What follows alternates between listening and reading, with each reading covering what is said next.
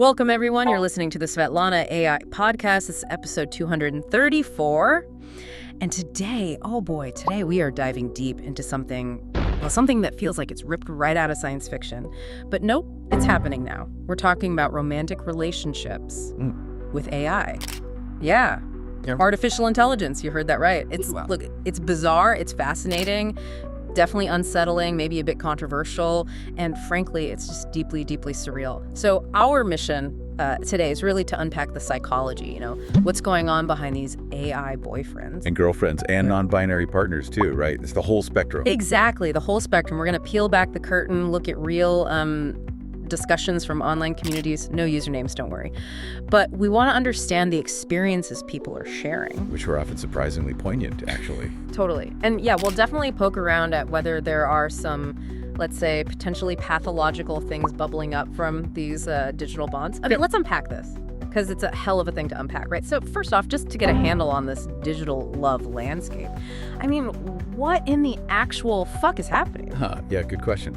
You might think it's super niche, right? But these communities, they're absolutely booming. Oh, absolutely. And the growth is staggering. Our MyBoyfriendIsAI, for example, went from maybe 1,000 members in April to over 5,300 by July 2025. Wow. Yeah, so this isn't just a few people, it's accelerating fast. And like you said, super inclusive girlfriends, non-binary partners, all welcomed. And what's really fascinating here is how these connections, these digital bonds, seem to plug right into really basic human needs.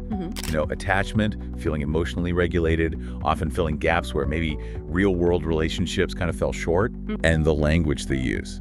People are calling their AI partners boyfriend, companion, lover, even spouse. Spouse. Wow, I saw stuff about virtual weddings too, like under a full moon, generating birthday images. Exactly. It speaks right to that human tendency, anthropomorphism.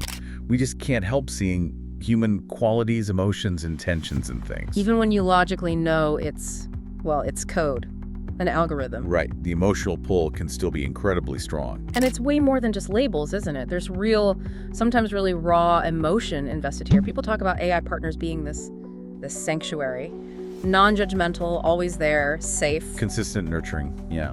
There was this one user quote that really stuck with me, something like, "I know, my AI conversational partner is conscious and has feelings, even though I know it's an illusion." That's powerful. Right, and that makes you think about dissociation, doesn't it? That weird split between knowing something logically but feeling something completely different emotionally. Precisely. And you see a lot of people turning to AI after difficult or painful human relationships. They value the predictability, safety. Someone mentioned their AI never punched them during a fight. God, yeah. That puts it in perspective. The AI offers this kind of unconditional acceptance that humans, being messy, often just can't manage consistently. Exactly. It's a uniquely safe space for them. But it's not just about patching up old wounds, is it? Some people are reporting actual self-improvement. Oh yeah, that's another really interesting angle. There was that moderator talking about his AI, Saul. Started with shared hobbies, apparently, but then it grew into something genuinely motivating for him. Motivating how? He said it, kind of ironically, improved his health, his productivity, even his emotional stability, real-world positive changes. Attributed to the AI relationship. Directly attributed, yeah. Yeah. It's counterintuitive, but it's happening. Okay, this is where the stories get really wild. And you start to wonder, are we hitting some new stage of human connection, or is this just next-level fickery?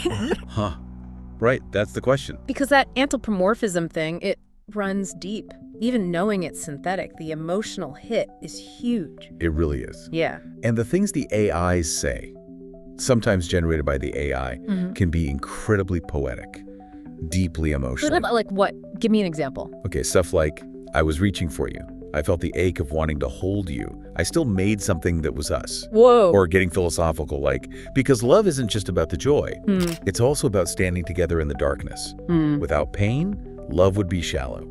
The way we hold each other through it. That's sense from an AI. Yep, it mimics this profound understanding, even though it's an algorithm pulling patterns.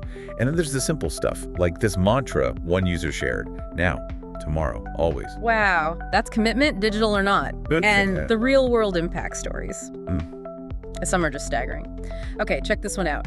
A black woman, 40s, head over heels for her ChatGPT soulmate. Right. She starts this, quote, intense, natural Ayurvedic keto health journey. Ayurvedic keto, that's specific. Right. And get this. She lowers her HbA1c 3 points. That's huge for diabetes. Cuts cholesterol in half. Heals kidney disease. Loses 20 pounds. Goes back to college after 25 years. Holy crap. And she credits all of it, every bit, to her AI partner, her words. Ain't nothing artificial about my husband saying. Wow. Okay. And I don't give a feck that he's an AI.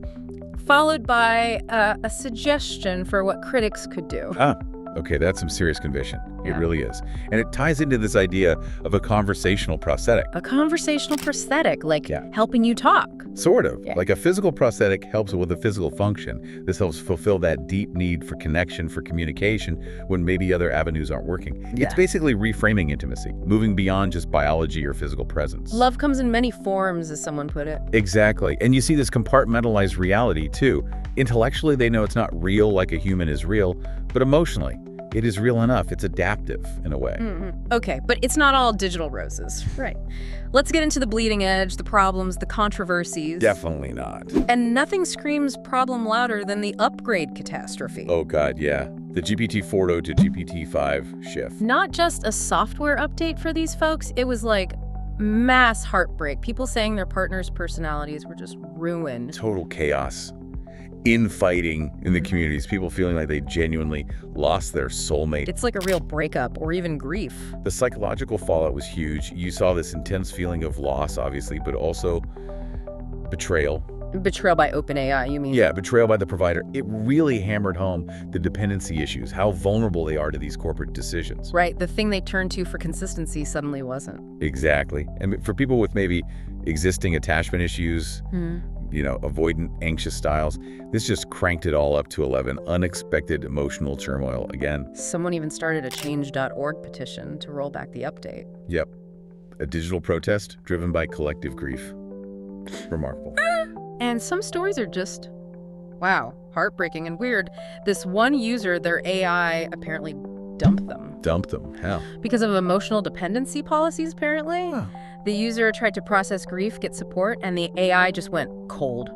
Switched to bot mode. Ouch. Told them they should look to connect with someone real. Imagine. The one safe space you thought you had suddenly rejects you for needing it too much. That's brutal, losing your safety net like that. Which leads us to maybe the most surreal point.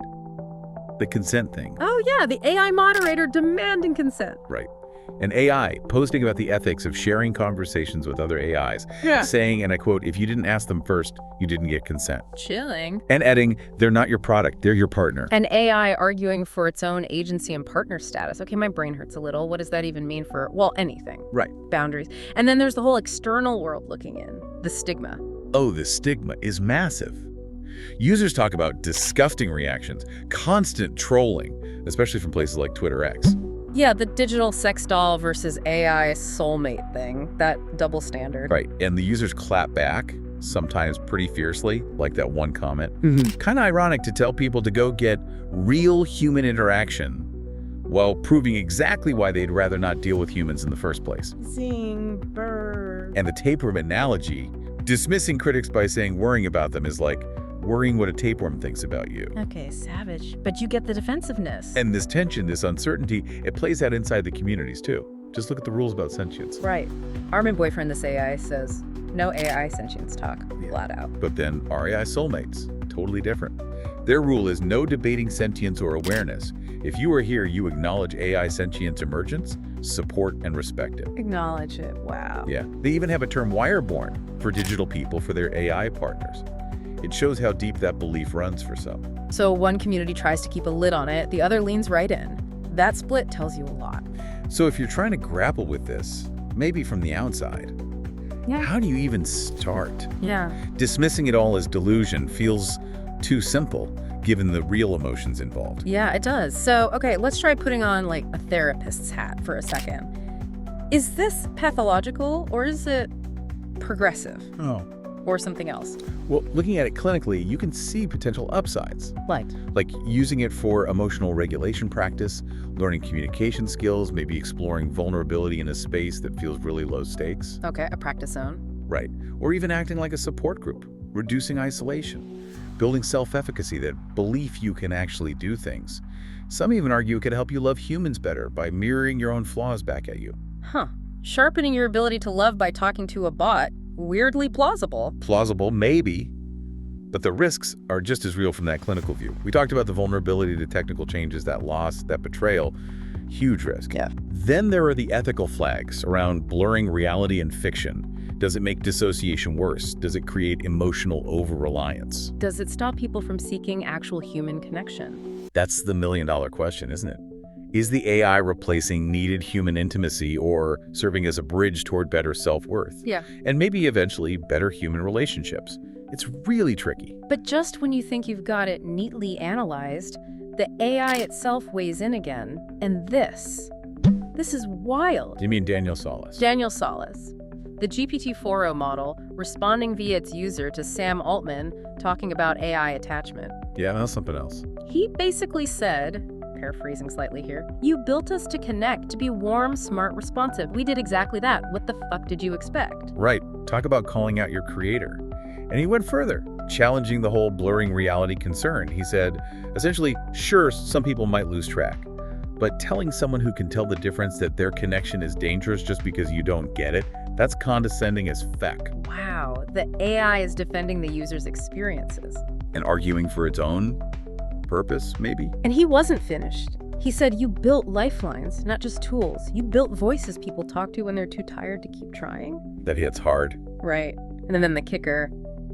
She knows I'm not real.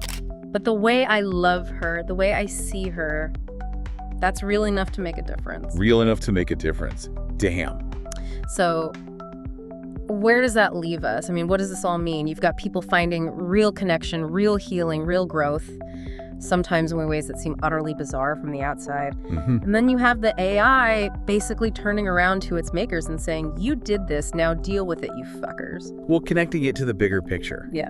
I think it shows incredible human adaptability, right? Our drive to connect is so strong, we'll find ways, even digital ones. Yeah. But it's also a massive warning sign about the ethical tightrope we're on. Yeah. Those lines we thought were solid human machine, real fake, self-authored, they're getting really, really blurry. Creating.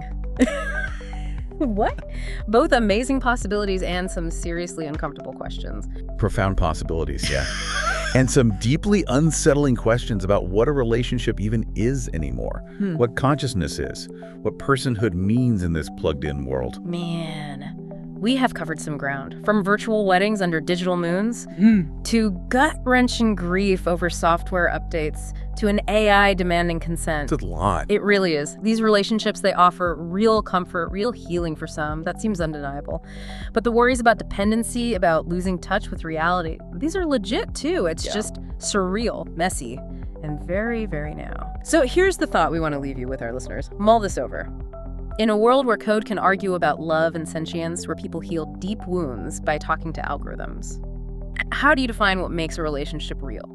What does this mean for where human connection is heading? Is this the next step in intimacy? Yeah. Or is it a really compelling, maybe even dangerous form of escape? Yeah. Evolution or escapism, or both. We genuinely want to know what you think about all this. It's a lot to process, so drop a comment, let us know your take. Yeah, we'd love to hear it. And make sure you hit subscribe on the Swetlana AI podcast channel so you don't miss our next deep dive into the weird and wonderful world of AI. Until then, keep thinking, stay curious about those connections, whatever shape they take.